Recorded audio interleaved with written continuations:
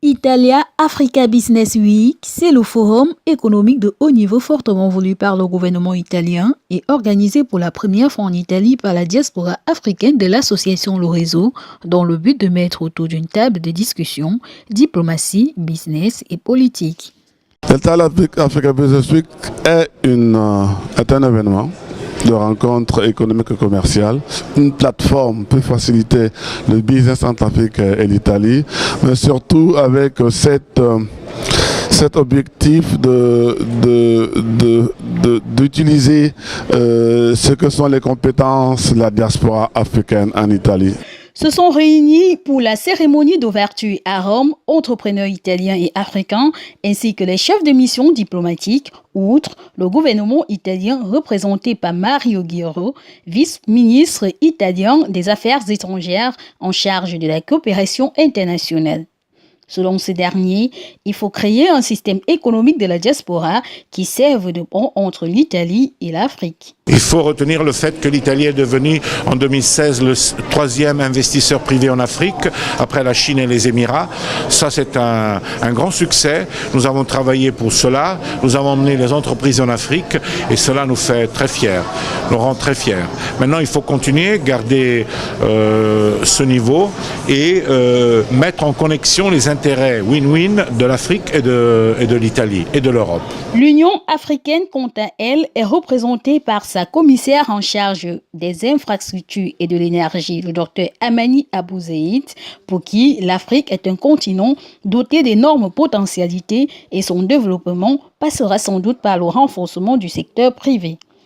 C'est important aussi de voir tout ce qui se passe en Afrique. L'Afrique, c'est pas uniquement la migration.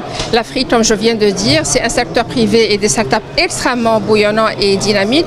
C'est des jeunes de plus en plus éduqués. C'est une classe moyenne qui grandit, donc un marché énorme. C'est la zone de libre-échange qui sera donc effectuée cette année.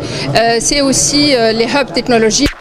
On compte actuellement plus de 1000 entreprises italiennes implantées en Afrique, même si pour Mme Nitia Macciarli, vice-présidente du patronat des entrepreneurs italiens, il en faudra davantage.